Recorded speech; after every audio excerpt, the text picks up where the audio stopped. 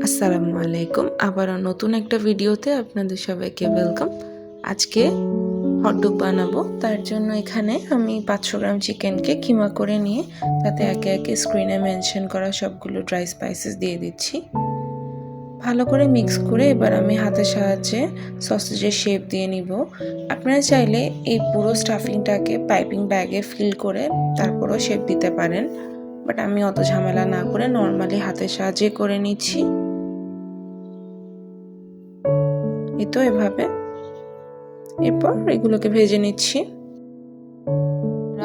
এখানে বাজার থেকে কেনা সসেজও ব্যবহার করতে পারেন, বাট আমার কাছে বাসায় বানানো সসেজটা একটু বেশি ভালো লাগে বলে আমি এখানে এটা ব্যবহার করছি। এই তো আমার প্রায় এগুলো ভাজা শেষ, এবার উঠিয়ে নিব। হটডগের জন্য আমি এখানে ফ্রেশলি বেকড ব্রেড ব্যবহার করছি, আপনারা বাইরেও কিনতে পাবেন ব্রেডটা।